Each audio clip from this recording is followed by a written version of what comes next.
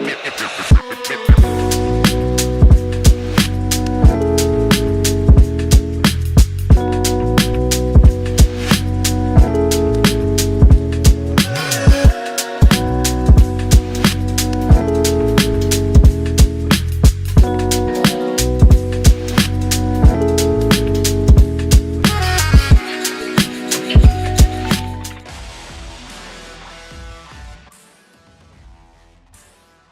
are 2 days away from the MLS Cup. Who will be crowned 2023 champ? Will it be LAFC running it back? Will it be the Columbus Crew?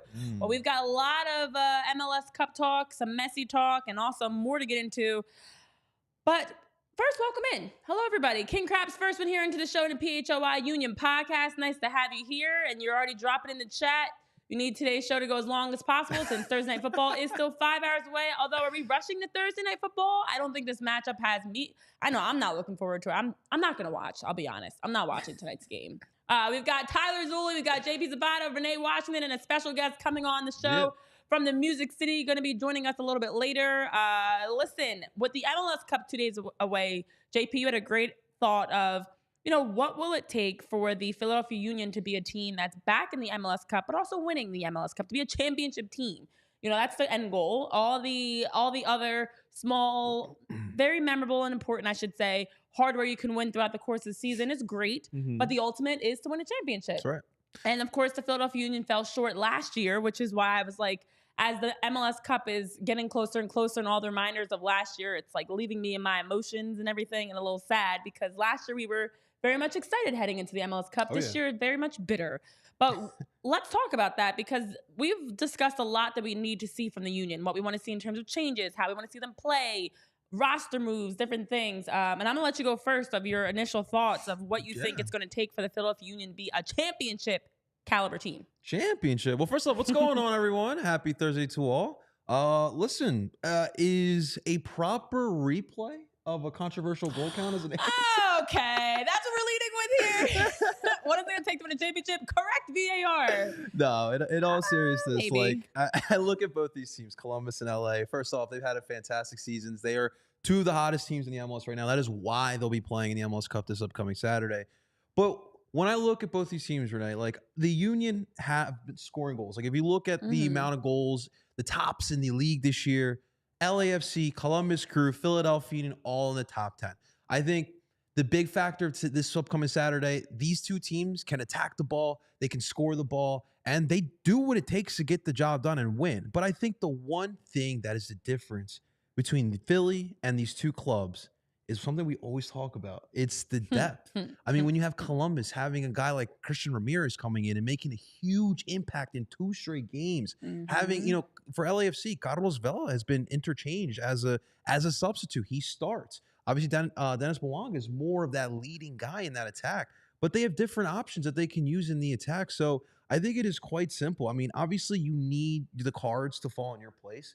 Columbus and LA have had that happen. LA twice now in 2 years, which is cool for them. But I think for Philly, it's very simple. I mean, you just need to build this full 18 out.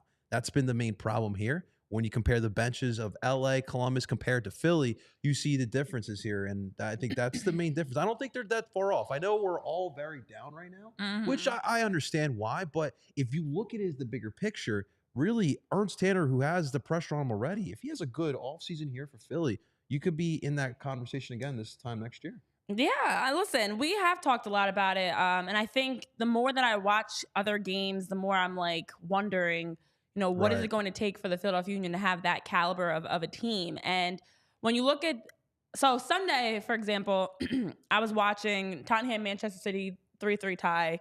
Watched the Atletico Madrid Barcelona 1-0 win by Barcelona. And I was watching, especially that 3-3 tie. Now, granted, it's easy to look at a game where there's 6 goals scored and say, wow, although one was an own goal, but still, wow, that's a lot of offense. But what I actually took away from it was how they were scoring goals was beautiful. Yeah. And I will admit, when I played soccer, I'm 5'11". I had a great aerial presence. I loved services, corner kicks, crosses. I lived for that. I scored a lot of goals off of that. But I also love when you have the ability to break defenses down and score. And now you can combine. And I was watching the goals Sunday in those matchups specifically, and I'm like, whoa, even the chances they were creating, it was a lot more. I love when a team can create those edge of your seat, hold your breath types of chances where it's like ping, ping, ping. They're combining. It's a lot of variety in their attack. So yes, they're creating some wide services, but also breaking down their opponents in terms of how they're able to make passes and making good runs. And now you're sliding the ball across the 6 from the end line versus like a big booming 30-yard service into the box. You're giving your team a better chance to score. And that's actually how the own goal happened for that 3-3 tie. You know, you want to consistently put your opponents on their heels. Yeah. And for me, I'm an attacker. I'm a goal scorer. So my mind always goes to the offense because it's your job to make sure you're taking the pressure off your back line. And when I watch the Philadelphia Union in comparison to Manchester City, Tottenham, Barcelona, but even the Columbus Crew and LAFC, it is just a difference of personnel, you know? Now you look at, of course, the regular season matchups that they had with each of these teams. They're right there. They're right there. And that's a crazy thing. Yeah. But I think that the Philadelphia Union this season, to me, were just so predictable and that you never really had any plays where you were like, oh, what are they going to do? Yeah. Like, you always knew how they were going to be able to attack, how they were going to be able to play. So welcome in the chat. I know I see we're flowing in the chat. Hey, we've got Babita. What's up? Yes, I am 5'11". A lot of people don't realize that because I don't look that tall, I feel like, when I'm sitting down. Will, what's up? Will's giving you props. I know King Krabs did as well in the Flyers jersey because we're not talking about Thursday night football. It's going to be a boring game today.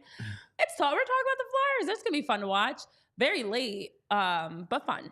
But fun to watch. And then Dominic, you're talking about LAFC has the deepest team in the league. It's not a surprise. They've been able to weather the long season compared to the Union.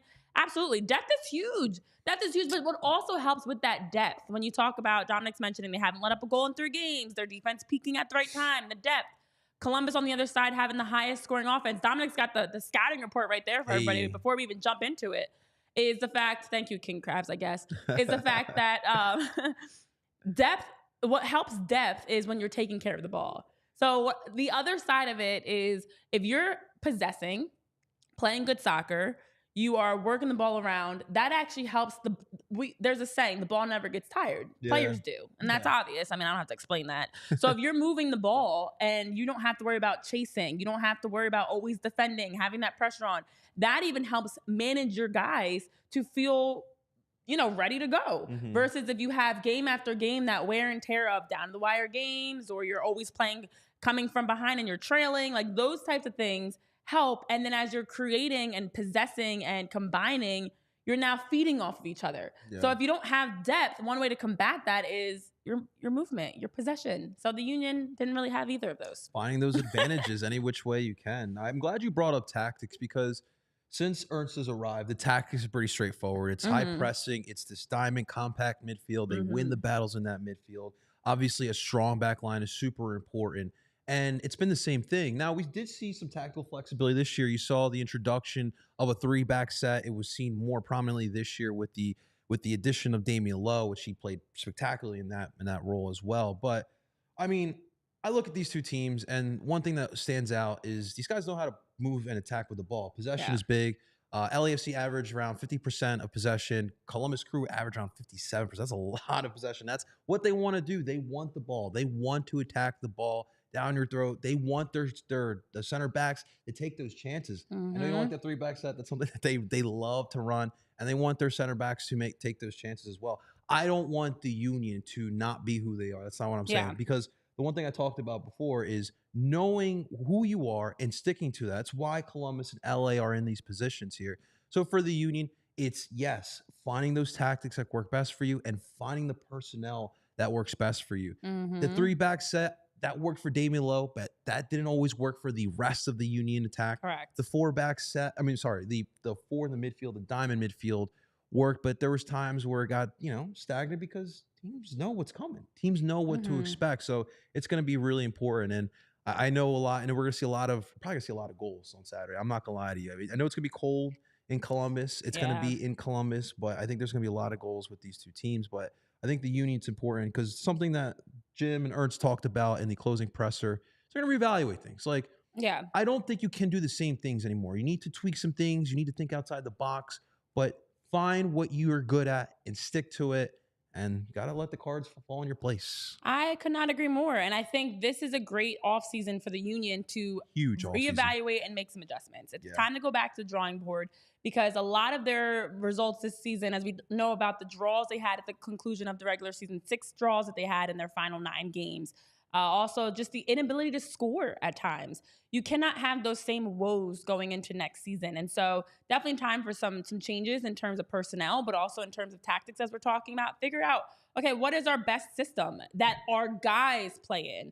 You know, because like you mentioned, a 3-back could be good for one team, but a 4-back might be good for another team. Is it a diamond midfield? Is it a traditional 4 across with 2 wide middies? Is it a 3-5-2 or 4-5-1? No, what are you playing in terms of tactics as your main go-to formation? But then also, how are you attacking through that? You know, it's tremendous that the Union have such a strong back line and core in Andre Blake in front of them having, you know, Jacob Glesnes when he's out there, Jack Elliott, Damian Lowe, whoever steps in as center back. But okay, what's your midfield and forward line going to look like and how can they produce? The other difference is LAFC, Columbus Crew, they're scoring goals. I mean, I was watching a Manchester City Tottenham. I'm like, wow. This is how you attack. I know I said that before about the Columbus Crew. And I'm one I like to watch what others are doing and learn from it. And the Union have a lot they can learn from in terms of the movement, the possession as a unit. Mm-hmm. Not just relying on Kai Wagner or whoever your outside back is to knock great services in diagonally from 25, 30 yards out. So when you look on paper, again, it's a 0-0 tie, a 1-1 tie against Columbus and LAFC this season, and they're in the MLS Cup.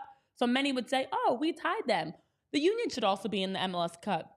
No, you have to score goals. You have to be able to outpossess teams, outshoot teams, shots on target, and actually finishing those chances. So to me, it's definitely time for a little bit of a reality check. I hope the season was to change some things, make some improvements, and make sure that the Union, especially offensively, look different next season. Yeah, you got to be able to possess the ball. Like, I know one thing we always emphasize, this is a defensive-oriented team. I mean, it's all about that high press, creating those turnovers all throughout the field and then counterattacking with that with the speed that we have with our attack there.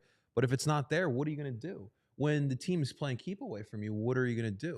Once you have the ball, you got to find a different way to score the goal. It can't just be on our counterattack. And something that they did struggle with a little bit last year. I mean, we talked about during the New England game. I mean, like, that was terrible what they were doing in the final third. And so that's something that they definitely just need to address is finding ways to find a way to possess there. But one thing you guys can find a way to make your life easier is using the Game Time app. Of course, ladies and gentlemen, heading right to the game, tailgating with your buddies, don't have tickets? Well, don't worry. That's where the Game Time app comes into place. It is the best way to not only purchase tickets for sporting events, but concerts and all the events that you are looking for. But of course, right now, make sure you guys download the Game Time app. And for our first-time users, use the promo code PHLY for $20 off. That's right. Promo code PHLY, $20 off on your first purchase. Thank you to Game Time app, and make sure you guys are checking the Game Time app. Yes. Well, you know, as we're talking through ways that the Philadelphia Union can be better and what it'll take for them to essentially be a championship caliber team, you know, that's something that a lot of clubs around the league are now scratching their head, wondering, taking a step back, looking at how they can, you know, reevaluate in terms of lineups, tactics, moves that they're making this offseason to help prepare. And I know down in the Music City, it's been a great week for baseball in terms of winter meetings. Well, it's also, we're venturing down in Music City to bring in our very own guest for today from Nashville. You are a play-by-play broadcaster, reporter, Wes Boling. Welcome into the show. How are you, Wes? Well, I was doing okay, and then you brought up baseball, and I remembered as a lifelong hopeless Braves fan that I'm really mad at your Phillies for the second straight year. So now I'm going to hop off and finish my work day, and hope you have a nice day. Thank you. Things are good. I was going to say, yeah, you know, it's been nice having you. See ya. Now that you said you're a lifelong Braves fan, we got to have some stricter requirements for our guests coming in, apparently. Just letting anybody in here, yeah. We'll let that slide. Wes, we're talking about how the Union could be a team that's an MLS Cup championship winning team. For Nashville, coming off of a season, you know, the fourth straight season that they make it to the playoffs, also having a franchise high 13 wins, 9 of those being at home, the defense being the best in the league. You know, what are your initial thoughts now that we've all had a chance to process our respective teams coming out of the season since we're not heading to the MLS Cup? What are your initial thoughts on Nashville in terms of this season that they had, which was very great, but still, of course, that 1-0 loss against Orlando City sends them home and ends the great run that they had? The season was fine. And I think fine can be interpreted a couple different ways, right? I mean, you can't argue with the defensive performance. It was outstanding. Home matches, the team packed a little more punch, at least for part of the year, than they had before, including some literal punch when Shaq Moore and Julian Carranza got into it when the Union came down Oh, yeah. to Music City. The defense, though, when you're that good, and when you're built around that, then you have to capitalize. And that's where things were just fine for this team. They weren't able to really ever find the offensive weapons or cohesion outside of Leagues Cup, where it was epic, to consistently compete and to beat teams that they should have beaten. And the other thing that was frustrating, I think, was that this is a veteran group. This is the oldest average roster age in the league, 30.1, the only team 30 plus. And yet, you saw time and again a group of veterans lose their heads or lose their chemistry late in matches when they were chasing a game. And again, Philadelphia, an example of that, where they go down 1-0. There's a couple of late red cards, some sloppy play that were atypical of what this club has typically done. So a good year, 4 straight playoff appearances on the Club and Country podcast. We have to regularly remind our listeners all was not lost. And yet the hardest thing to maintain in this league is to be fine, because either the parity of this league catches up with you and you fall below the pack, or your supporters become ambitious because they see that you are good enough to ascend. And you either make that ascent or you take more chances in your attempt to do so and you fall. So that's where things are right now, at a bit of a precipice, I think, in Nashville, where things were fine, but supporters have gone from saying in the first 3 years, hey, pretty new club, fine's pretty good, to, all right, fine's getting kind of old. Wes, what's going on? This is JP Zapata over here. Real quick, because look, Nashville, like Renee said, you guys have been pretty consistent. Playoffs, reigning MLS MVP from last year, winning Mukhtar. So with that, you would think that the goals would come, and obviously it didn't. So going into 24, what are you looking for this attack to get that boost they need? I think the first thing is the incorporation of DP Sam Surridge from Nottingham Forest. He was lightning in a bottle in Leagues Cup, but that never really translated to league play, where he scored just a couple times. I think giving him an off season to work with this group, to work in particular with Hani and perhaps new talent up top alongside him, will be a big benefit. I think the answers to this team's success are largely, but not entirely, already on the roster. And I think that's what needs to come next. And we're all talking, and you guys were talking just a minute ago about supplementing a roster with talent. And I think this club, when it scouts inside MLS, has done a great job finding pieces, going back to their expansion formation, but has a harder time bringing in successful talent from outside the league that contributes immediately. And yet that might be what the mandate is, to find a number 8 who's going to pack some punch going forward. Maybe to go take advantage, not to rub salt in the wound of a tough contract situation or discussion, and get an Ali Bedoya on in here. It fits the veteran mold, and a wing who can help out.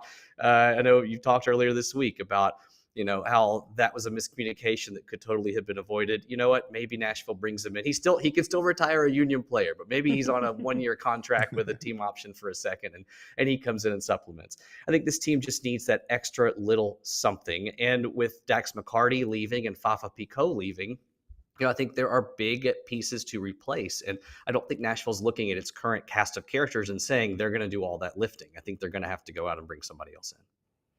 Yeah, it sounds very similar to what we have in terms of problems with the Union as well.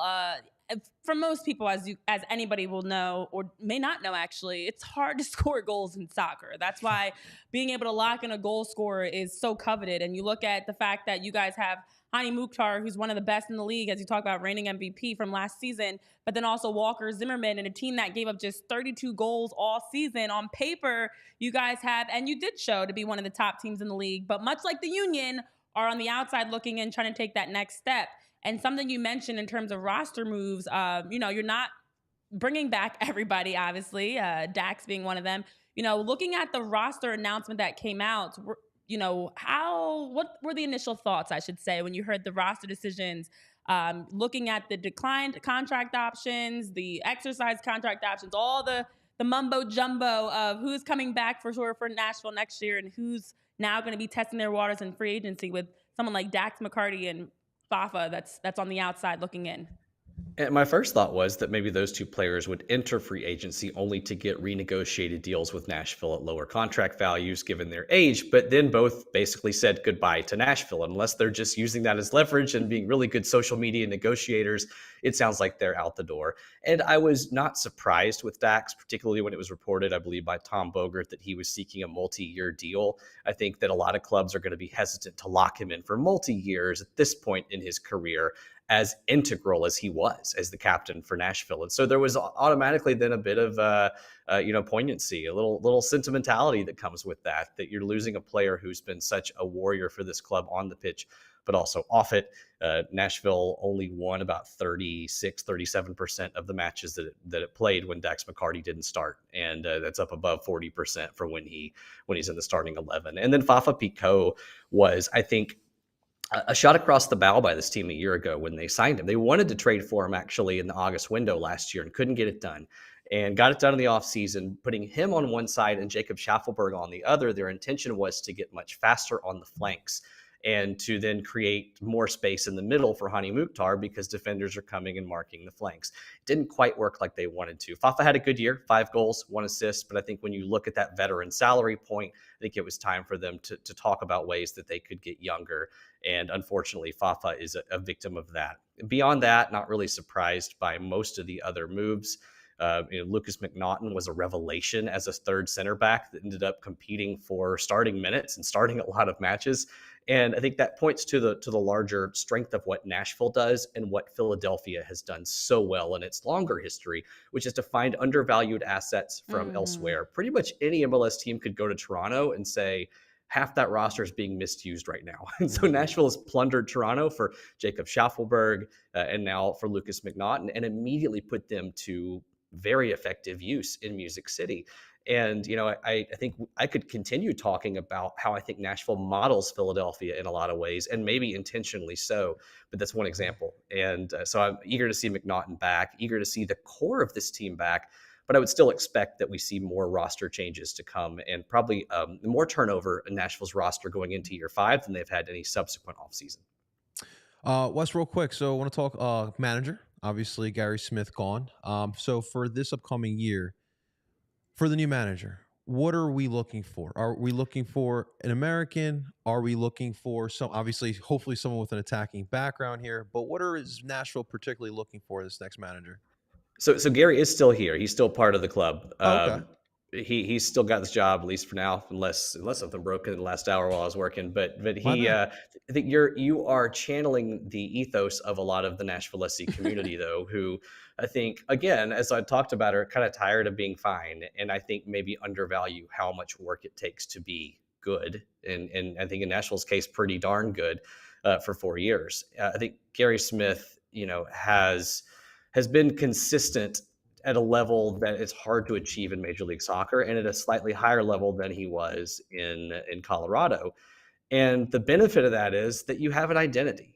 And, Gary comes in, he's known for his defense. He gets frustrated, and privately he's mentioned some frustration when people call this team a defensive team. He prefers the term organized. And I think we could quibble because I think those can mean the same thing. But I think, this team has really doubled and tripled down on the identity that he's built for this team, which is to be tough to beat, to be direct in the attack, on the counterattack. And that's why they added speed along the flanks, for instance, in Picault and Schaffelberg. So I think there's frustration with Smith because he is not going to give you pardon the term, but a balls to the wall attacking mentality. But I think when you do that, if you were to bring somebody in that changed that approach, again, you're removing your floor, not just your ceiling. And I think Gary Smith is a high floor manager. There have been many who've called for his dismissal and departure. I'm not one of them. I will defend him. I also know him personally and really respect a lot of what he stands for as a manager and a person. But I think when you have a firm identity, you have to show growth within that identity, or you're going to foster impatience. And Nashville didn't grow last year. They didn't show that growth. And so I think that bringing in an assistant or two who can challenge Gary Smith tactically, when you have a good manager, you give him resources to make him better. you don't abandon him just because he's not great at the moment. And I think Nashville has a good manager, and they need to give him the resources to get to that next level. And that includes a couple more players too. Yeah, I know Dominic in the chat is agreeing with you, talking about Gary Smith very similarly to Jim Curtin. There are a lot of similarities between Nashville and the Union, which is probably why every game between them becomes a tough battle, red cards, you Yeah. name it, because it's like Yeah. you're playing yourself in that sense of just how their style is, both very defensive units, well coached, but also teams that are struggling offensively to really turn that corner, have that consistent offensive prowess. You look at the two teams in the MLS Cup, they haven't really had that issue, which is why they're playing this Saturday in the MLS Cup. So LAFC looking to win their second straight. Of course, their first last year was their first ever, whereas the Columbus Crew looking to win their first since 2020, which will be their third title. We have been teetering around some MLS Cup talk. I'm curious to know your initial thoughts on the MLS Cup in terms of predictions. What are you expecting out of this matchup? Well, looking back for a second, I'm just thankful Cincy's not in it. That's my first feeling. You guys may share that feeling after some controversy in that one. Yep. It's going to be a great game. And I heard you, JP, mentioning before I came on that you think it's going to be a high scoring match. I agree. I on our podcast this week, picked a 3-2 final. When it's 3-2, it's a coin flip as to who's going to score the 3 and who's going to score the 2. But I think in that coin flip, you go to make this happen even on the road in what's going to be a raucous environment. So I like LAFC in that one. But I have never put a cent down on a sporting event, and especially in this freaking league, I never will because I would lose my house and home. So now that I say that, it's going to be 3-0 Columbus. Yeah, seriously. I knew your balls to the wall comment was going to get some laughs in the chat because we've got some really interesting minds in our usual suspects that tune in, that I knew as soon as you said, I'm like, all right, king crabs and different people are going to be chuckling at that one. Is there going to be any cool watch parties in Nashville? Do you know of any?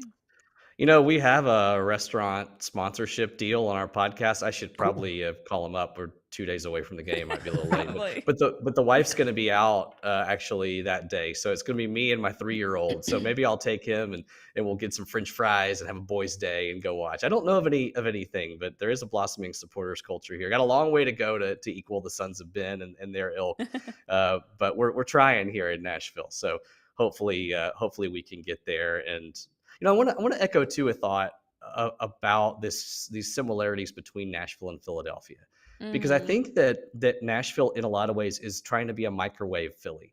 It took a while for things to cook in Philadelphia, right? It took a while to go from, but there was a plan, and Jim Curtin was there.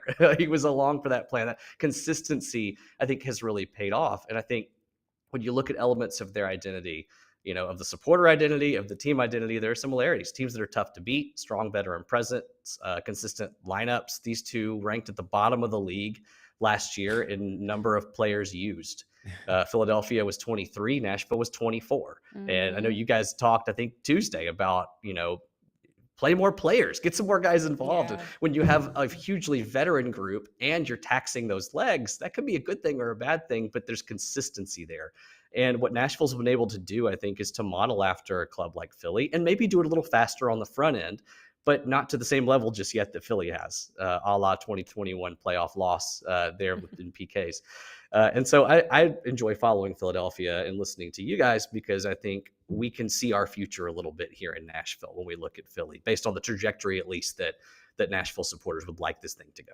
Yeah, I mean, the Union have come a long way from the Nixickevich days and they, the initial years. As you talk, oh gosh, yeah. What do you do, part 2? When you talk about the microwave version, it's I guess I'm glad we can model it, but it is also frustrating as you talk about just the lack of use of players. We've talked a lot about the depth and lack of, but then on top of that, both teams in Nashville and the Union are teams that are very defensive focused, which means you have a lot of 0-0, 1-0, 2-1 types of games. So you're using less players and you're having a lot of your games go down to the wire and you're not scoring a lot.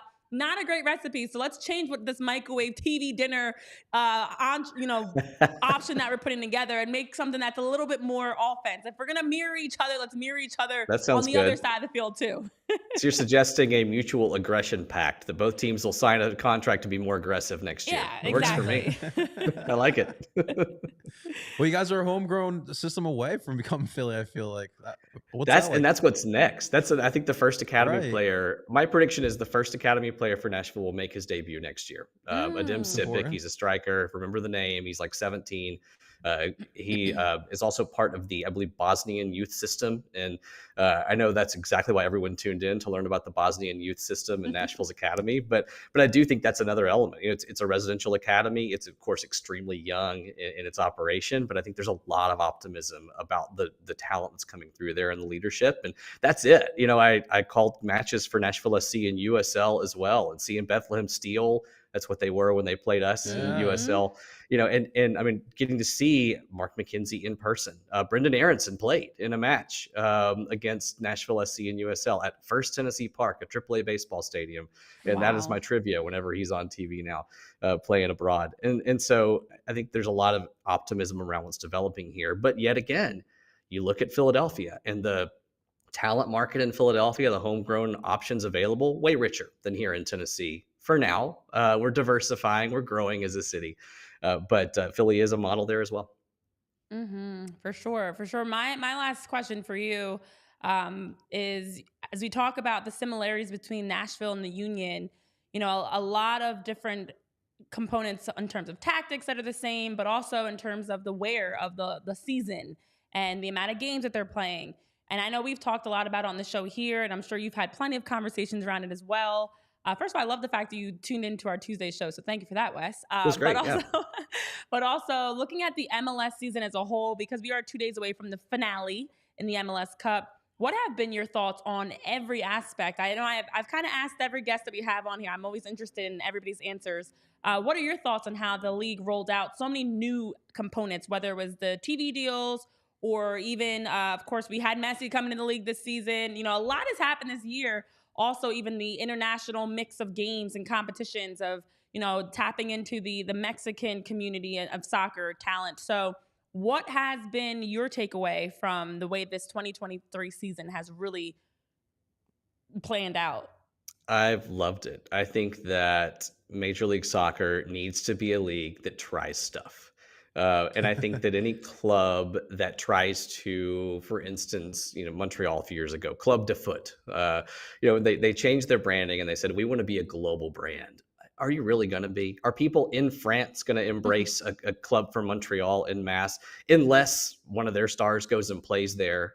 No. I think you have to do things differently. You have to zag when everybody else is zigging. And I think Major League Soccer is going to take some chances when they do that. And some of them are just going to flop. They're just not going to work. I mean, you look at like the run-up shootouts in the early days, things like that, like hockey style shootouts. They're a lot of fun. I don't recommend bringing them back.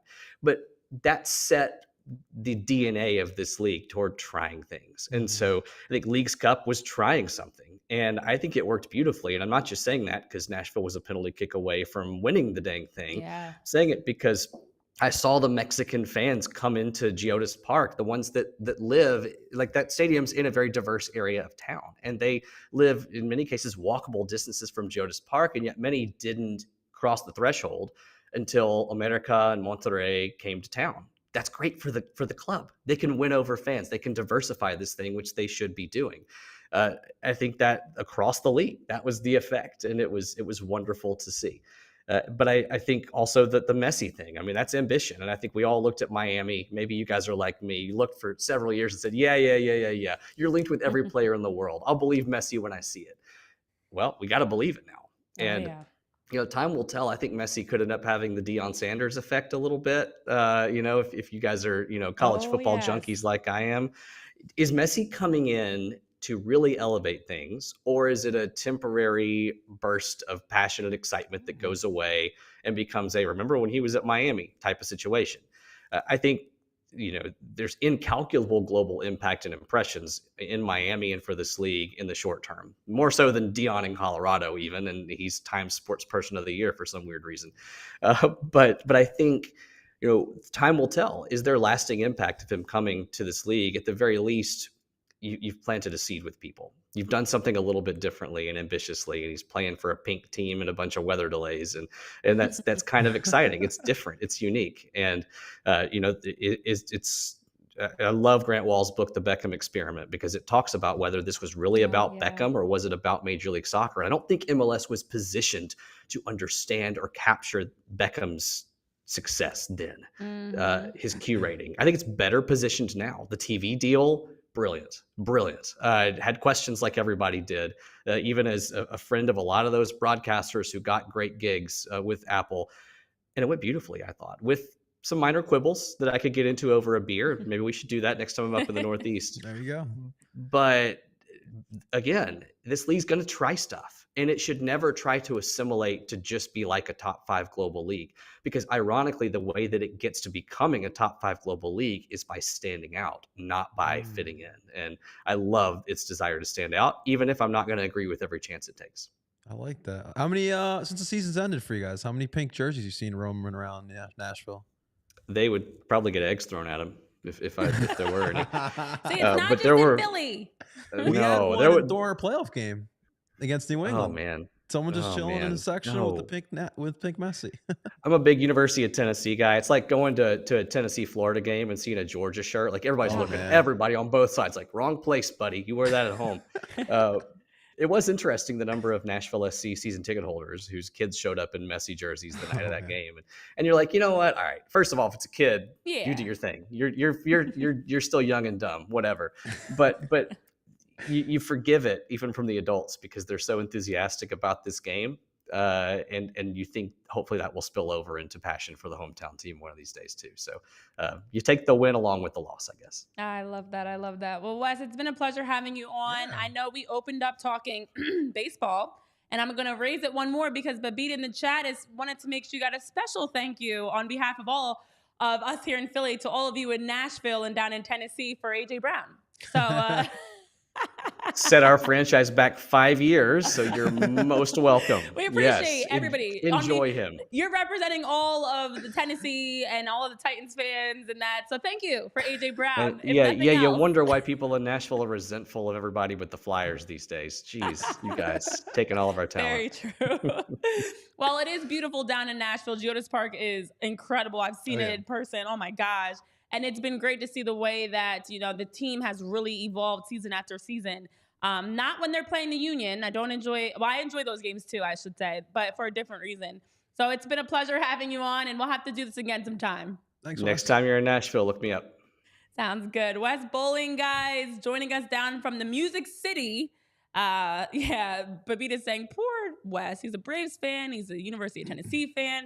Probably a Titans fan too. Anybody, I always tell people, if you're frustrated and tired of losing with your teams, come on to Philly, being part of some winning teams. Yeah, I know. That's always my come to death row. Come on over to Philly. Sign with us. You're gonna win. We're literally death row over here. We are death row. And like he said, we're not the only fans that will throw things at people. I mean, you might get an egg thrown at you if you're wearing a Messi jersey. Difference is we make national news though.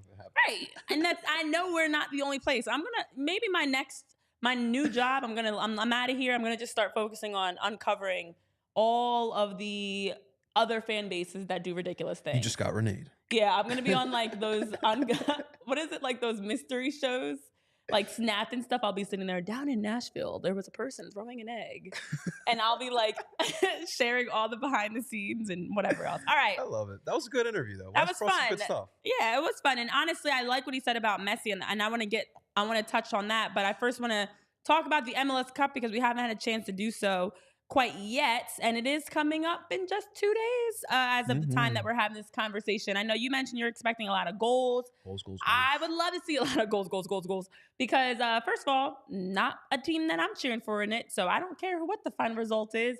Have lots of goals scored, have it be a wild, insane game. Everybody stay healthy and make sure it's some great soccer. That's like really all that I'm looking for. But it is pretty intense when you think about all the chaos that's happening leading up to the game. And we're going to start with the tickets because tickets, as we talked about, JP, before the show, continue to be an issue as we all have been discussing the growth of the league and the access and the opportunities. Why aren't there opportunities for fans to be able to get to the MLS Cup games again? And I know I was reading somewhere like the cheapest tickets you can find are like $500. But then the league did something weird where they like bought all these tickets are kind of bought out.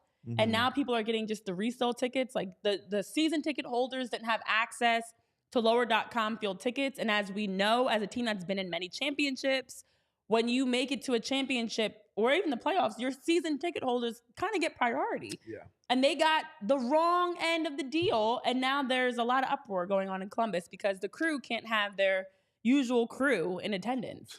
Pun intended there. But, don't get me started on resale conversations. This is a household over here trying to get Taylor Swift. We got Bad Bunny tickets, but Taylor Swift tickets. So don't get me started on Wait, resale. you did get Bad Bunny, but you did not get Taylor Swift? I was trying to get the fiance Taylor Swift tickets, but that didn't work out. Bad Bunny was a mess in its own right. But that's like a whole topic we could probably do a pod on. Jeez. The resale issue we have going on. I hate it. But I go back to, last week, the MLS put out the whole, Inter Miami sold all their season tickets. You know who got screwed over in that? Those fans who were there in day one when they were garbage. Right, and that's what people are saying. Like, how are we not taking care of our own people? Like, this is a baby of a league, right? And let's remember that, like, if you look at, like, the early 2000s, like, the MLS was close of dissolving. And there was a core fan bases in these cities, like what was it, 8, 9, 10 teams we had back then, like that stayed supportive of these teams. And even through this day, some of those OG teams are garbage now and they're still supporting. And like, we're not taking care of our own people. I understand capitalism. I understand, like, money talks, right? But like, a good business ethic to have too is to take care of the people that supported you from day one. So you can't get them a freaking ticket. I think it's ridiculous. So Michael Gioni, I think he's just he's a sideline reporter. I'm sorry, he's a sideline reporter here for Univision and 2DN. So he put out a tweet: per LAFC, team's ownership is flying the entire organization plus the players' families, guests to Columbus on Friday. That's about 400 people in total, 2 charter flights. And there will be 750 supporters for LAFC in Columbus. I think we gave, or no, I'm sorry, NYCFC got like somewhere around 2,000 during the 2021, if I remember that correctly. I just remember NYCFC complaining that whole playoff run about away tickets and whatnot. But it's just you gotta have a more organized type of way of doing this. And the bigger we get, you see the Super Bowl. I mean, I was watching that Kelsey documentary, hearing the prices that Kelsey's family had to pay just to get the family to the Super Bowl that Jason's playing in. $100,000. And their supporter group 3252's privileges have been suspended after an investigation because in the last game, there was a delay in the game, if anybody remembers. And that was because the supporter group decided to so they smuggled in flares, set the flares off, and it's about 20 flares that they set off that were not authorized by the MLS. And the flares created so much smoke, that's what led to the game being delayed. And so now, after all of that, there's some investigations going through because those privileges are going to be restricted in the MLS Cup, I should say, but also I'm sure moving forward for next season is what I'm reading. Yeah, I mean, listen, at the end of the day, rules are in place and we have to follow them. I mean, like, smuggling flares, I get why you did it, but like, rules are in place, so we have to follow them. But the bigger picture and the bigger issue here, one thing I've always criticized the MLS, and since I've started covering the union, I felt like this, and I still think we're still in this, like, there's this like stigma that we're like the suburban family league, right? And like, that's fine. Like, there's nothing wrong with having a bunch of suburban families coming here with a cheap ticket, trying to take the kids out. But like, we need to evolve from that. We need to make it more inclusive. Where is that crazy soccer environment you see in Argentina or in Germany? Like, we need to allow that to happen. Like, at the end of the day, flares, I mean, they're not a bad thing. And if like you don't like it, there are other sections that you can sit at. It's funny too, though.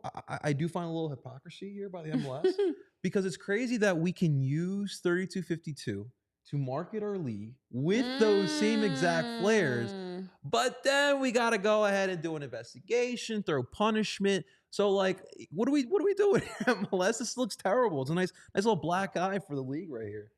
That's a good point, actually. I know my question comes down to security, and Jose's actually in the chat asking the same thing that I was wondering. Well, I wasn't wondering Jose's exact question because Jose is asking how they hid the flares, and he's like, never mind, I don't want to know.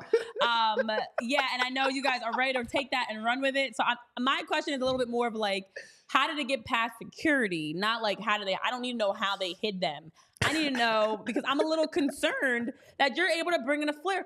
For anybody that's never seen a flare before, they're a good size. Yeah. Those aren't like a cigarette size thing. Like, they're pretty solid. They've got some size to them. So if you're able to smuggle that into a game, I'm very much concerned about security that wasn't picked up on. And I am also concerned about where it was. It's giving the meme where like that security card's literally, it doesn't even care. It's just like, lightly tap in, you go. Yeah. Like, that's literally what it's giving. Yeah, it's very dangerous, and it's very concerning for security, but also for the people, because where were those 20 flares on your body? I mean, I've seen people try to sneak in tall boys into Subaru Park. It doesn't always work, but you teach their own, I guess. As women, there's an advantage because we have other, like, our clothes and different things. I bet you didn't think that's where I was going with that comment. We've got shoes that can hide things. We've got, you weren't expecting that. Tyler, they're requesting you here. Need to hear Zully. Yeah. No. Tyler, you definitely hit some stuff in CBP. Don't lie now. So I am like the essentials, and that's it. Like, I am not bringing anything in that I have to carry. If it's like a partially warm, partially cool day, either the jacket stays on the entire time or there's no jacket. Like, I am minimalistic to the point of, if I have to hold it in my hand for more than a fraction of a second and it's not my phone, I'm not bringing it in. So like I have no like anything extra, not happening.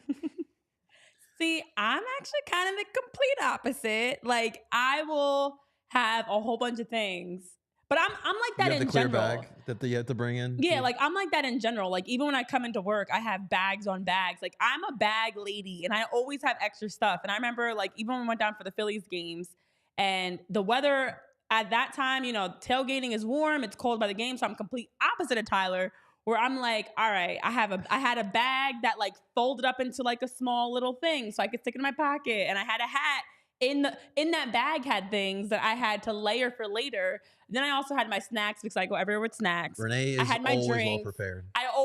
So I'm literally complete opposite, where I always smuggle stuff in. Now, I'm not smuggling flares in, but I absolutely smuggle in snacks, drinks, layers. Possibly if you want a blanket. I mean, that's not really a smuggle, though. It was but actually like, Renee with the flares and 30. it was me, guys. It actually was me. I was the one doing it. And I do wear, like, that's why I said your clothes for women, because I wear like a lot of boots, and I've stuck so many things in those boots. So many things. I remember I went into the bar. I've definitely done that, like sneak in like a little liquor into a club. Yeah, and I had a whole spread in those boots. I was like, what do you guys want for dinner? What do you need?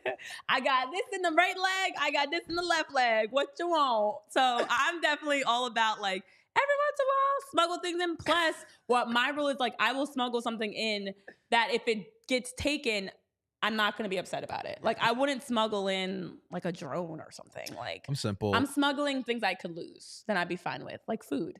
I'm with Tyler. liquor. I'm simple. Wallet, keys, phone. That's all I need. Charger, the phone, pocket chapstick. pat down, right? The wallet, keys, phone, pat down. You're good. That's all you need. It is different when you're going as media, because I have the book bag and everything. Oh, yeah, media. So media's different. Media. Renee's got I have 4 whole bags. sandwiches. I brought real dinner for that. Even though they give us food, I still bring my own food just in case I don't want the food that the media gets. So the media, as a media member, I first I also bring extra shoes, because I don't usually wear my shoes that I'm wearing once I'm inside the stadium. Like, I'm probably wearing heels, so I'm gonna wear something I can move quickly in. Oh yeah, we could have a whole show on how you smuggle things in. I remember reading one spot that at Citizens Bank Park, somebody like had bought this whole thing up that you can bring in spaghetti. I know we talked about it in the Philly show one time. You can bring spaghetti in a bag, in a Ziploc bag. Like, there's ways, guys. There's ways to be able to do things. So funny. It's a little, little spaghetti in a bag. That is pretty hilarious. Joe, I appreciate this. See, Joe knows I root for Everton. Up 2-0. Let's go Toffees. I also just saw Tom Bogert with some breaking We news. got a Bogue bomb. Around a Bogue bomb. We need like the a drop Colorado for that. Rapids are in advanced talks over potential deal to sign goalkeeper Stephan from Manchester City. So it is possible. We were weirdly talking about Manchester City today because I was just watching them play. It is possible to bring in some big names from international clubs. Philadelphia Union, we're looking at you. But you know where else we're looking? Delco Zone too. That is actually many stories there, because he's from the area. But there's another spot that you can go that you can make sure you're always taking care of, and you can smuggle in some great things. That's Hero Bread, because they've got delicious bread, wraps, rolls. If you're looking for anything breakfast, lunch, or dinner, Hero Bread's got you covered. Now, over at Hero Bread, they have options that are fluffy, delicious, high fiber, ultra low net carbs, 0 gram sugar per slice, and also fewer calories than the leading national brand. And they give you the opportunity to now make sure, regardless of your lifestyle, allergies, diet, you have a chance to have some delicious, nutritious options at Hero Bread. So head over to hero.co, use code PHLY, and be able to get 10% off of your purchase. You can also shop for them on Amazon. And again, hero.co, using code PHLY, gets you a nice 10% discount so that you can have an opportunity to try out Hero Bread's delicious, nutritious options that they have there for you and your family this holiday season. That's tough for Zach. I mean, I know he's had his issues with injuries and playing time in Manchester City. Coming back home, I think that's a good get for Colorado, but I definitely feel for Zach. I'm not sure what that means for his USMNT perspective there. We'll have to ask Larry Henry about that one, but that is interesting. And then we also had an interesting one from St. Louis City. They did trade for Chris Durkin, the midfielder from DC United. Good two-way player. So St. Louis building a strong squad, maybe some depth there too. So Tommy Bogues is definitely busy these days. It's funny, like people like Tom Bogues, Adam Schefter, season's over, you think like, they get to relax, sit back. It gets even crazier during the off season as well. Oh yeah, it is. It definitely does, without a doubt. And that's where I'm like, okay, I just saw breaking across my phone. But it is great. Stephan, as you talk about specifically from the area, played at the club that I used to actually coach out of with FC Delco, and he's got some great ties to the area. And it's a great, good for Colorado, I guess. But you know what else has been good for the MLS? That's the Messi Effect, because I know the final episode of Messi Meets America is dropping, or has dropped, I guess, today. I actually haven't binge that. Yeah, I need to binge things. I don't like to watch it and have to wait. So I'm all about binging for sure. But I know that I was reading somewhere, and it kind of surprised me a little bit, as we now have had a chance to kind of process the fact that Messi came to the MLS this season. I know, David Beckham was a name that was one of the first to absolutely come over to the MLS, and now we're seeing more and more and more names and big names that are coming over, and Messi's been a big part of that. And so, when you look at Messi specifically and what he's done for the league, obviously huge impact in terms of just getting more butts and seats, more merchandise sales, more people interested in downloading Apple TV and following.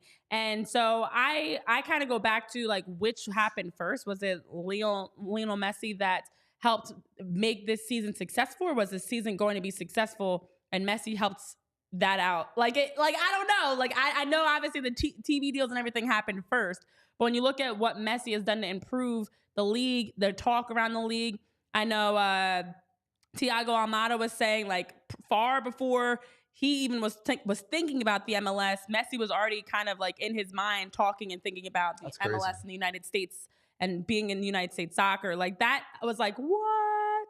But for Messi, I don't know if this season is as successful without the deals in place. Was the league ready for Messi, or was Messi the one that helped the league make those strides? I don't even know if that question makes sense. I get what you're saying. Which came first? I don't know which came first. The league or I know which came first, but chicken or the egg. Someone's like, you're dumb. It was clearly MLS. So I think that without Messi, this league would have kept going in the trajectory it was already going in. The quality on the pitch has been improving.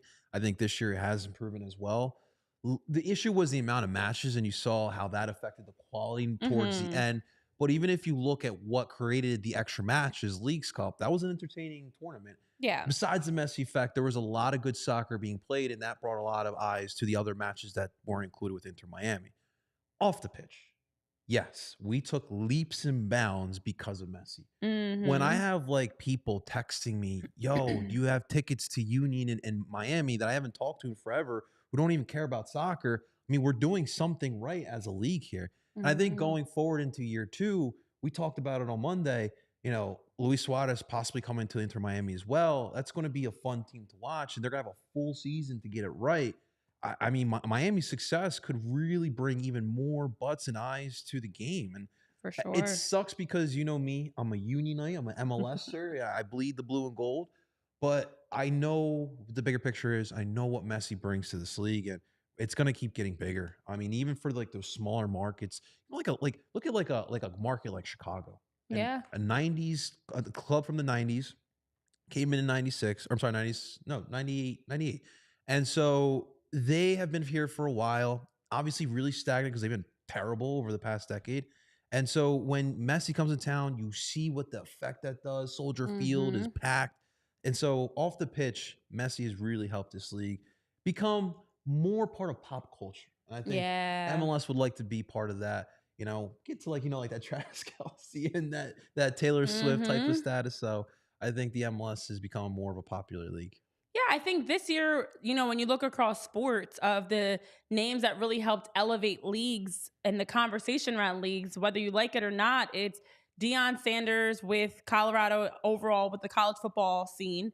It's Shohei Ohtani right now in baseball with how, he's been such a big name that everyone's following The and NHL tracking. could use some of that, to It's be been, honest. yeah, it's been Travis Kelce on the heels of more Taylor Swift, but the Travis Taylor duo, and it's been Lionel Messi. Like Messi's been the guy that's been the main one that's everybody around the MLS or the soccer world is talking about, and now has other international stars like a Luis Suarez, who are even considering or interested in coming to the MLS. People follow Messi. Messi is the GOAT. Messi is a household name, Yeah. and most people that don't even know a thing about soccer know Messi. And so that's where he has been. I like what you mentioned, that crossover of like pop culture, entertainment, sports, the intersection of all of that. Messi has now united soccer that regardless if you're the casual fan or, a true fan that's followed soccer your entire life and watches Premier League games and Champions League games and all these, Messi. Mhm. Everybody knows Messi. I don't know if you saw Fabian Rankel's tweet today, but the Vogue put out like their 2023 like fashion like Oh, good staples Lord. this year. Could you believe that Messi's pink jersey got put in that list? That is For fashion. That is a fashion staple in 2023. Are you kidding me? I've been wearing Union jerseys this whole time. Where's my props? So all you guys rocking Messi jerseys, you are fashionistas and you didn't even know it. That is pretty wild, Just wear a actually. pink Messi jersey, you're an influencer. There you go. The Messi effect. And listen, as we get into the off season more and more, we're going to see even more of how the Messi effect plays out because we haven't even had a chance to see a full season of Messi in the MLS. So I'm excited because I've always been a true Messi fan. I always say he's on my list of favorite players of all time for all sports. And it's been great to see, I think everybody, like Wes was even talking about, whether it's your kids that are rocking Messi jerseys or, he's been around for so long that a lot of us grew up on Messi, Oh yeah, myself included. And so now to be able to have a chance to see him in person and see him playing in the league that we follow and watch, it's awesome. It's awesome. So it's definitely made a lot of conversation and apparently even a list for fashionistas out there that if you're rocking a Messi jersey, you too are basically the next GQ cover, model, basically, is what I got from what you just shared. Yeah. So, I mean, listen, you don't have to wear the Messi jersey if you don't want to, but if you're looking for some gear and you're looking for some sports merchandise and memorabilia, we got the place for you, FOCO. Thank you to FOCO for sponsoring us here today. They're the leading manufacturer in sports and entertainment merchandise with a product line that includes apparel, accessories, toys, collectibles, novelty items, and much, much more. Right now, FOCO's got you hooked up, guys. For non-pre-sale items, use the promo code PHLY10. You'll get 10% off of that, ladies and gentlemen. That's right. Use the code PHLY10 at the checkout page, 10% off. Thank you so much to FOCO, and make sure you guys check out our friends over at FOCO. Well, while we are talking about the international presence and the growth of the sport, Yeah. Tonight is an exciting night. Of course, it's the draw for the 2024 Copa America, and that's happening in Miami at James Knight Center. And it's an opportunity to be able to see, you know, where and who teams are going to be playing. Of course, it's Copa America is going to be hosted in 14 different cities around the United States, June 20th to July 14th. I know, JP, you are so excited for this. We all are. It's great. And obviously it means, again, much like you talk about Messi being in our backyard, Copa America is in our backyard. And so that's going to be a huge, huge, huge opportunity because, of course, you've got the defending champs, none other than Argentina and Mr. Lionel Messi himself. So it's going to be fun. It is going to be fun. It is going to be fun. Seeing the South American game, this tournament, it means obviously the world to me, but for a lot of South Americans, it's extremely important.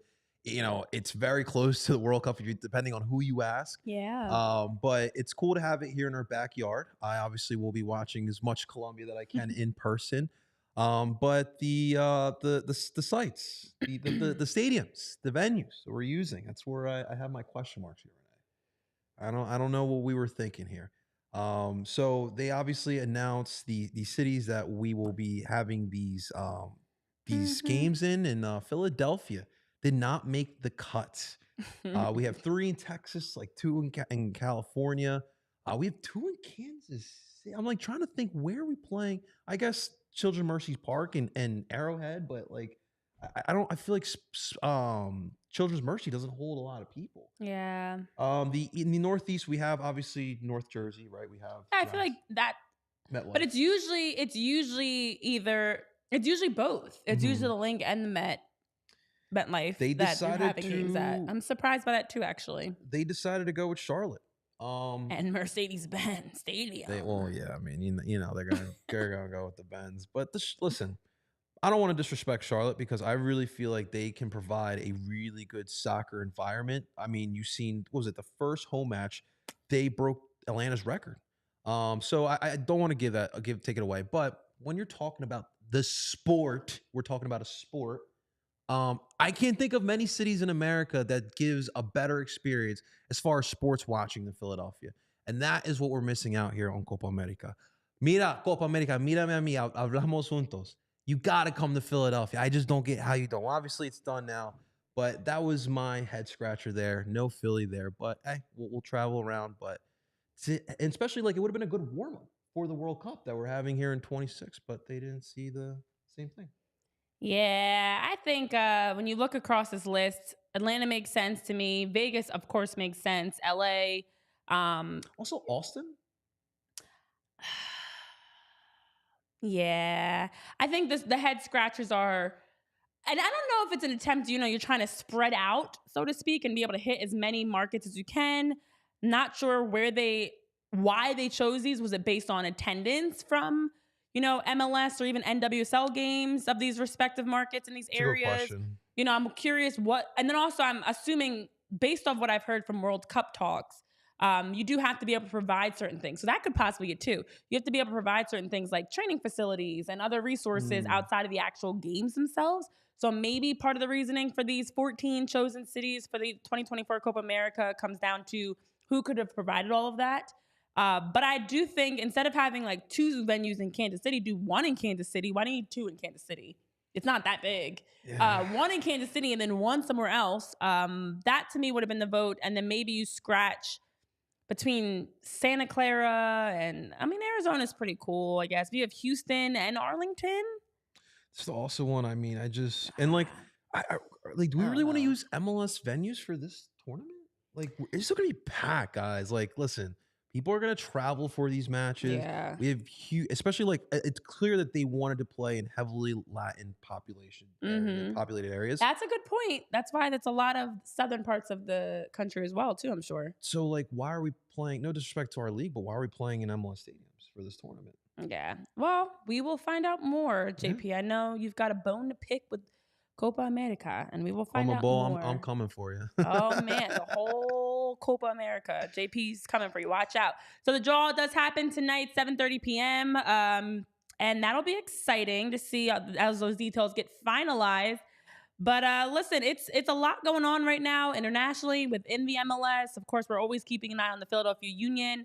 And so, you know, for all of us here at PHLI Union Podcast, we will continue twice a week, Tuesday, Thursdays, where we'll be able to unpack a lot of soccer news. Whether it's the fact that Everton won 3-0, or the fact that, maybe there's a big trade happening or signing happening. We're following it all here on PHY Union Podcast. So make sure you're following us on Twitter, PHY_Union. You're keeping up with the show. You're subscribed. You're tuned in. We also have a great deal for anybody that's interested in being a diehard. We have a great deal with our diehard memberships right now. They've got a sale. That's right. It's the end of the year, and we're bringing you a sale. So you can now take advantage of that discount, $20 off of your diehard membership. And with that, you get to have an opportunity to join the conversation in the Discord that we are always having. It's not just us here at the Union Show, but all of our shows across PHY Sports.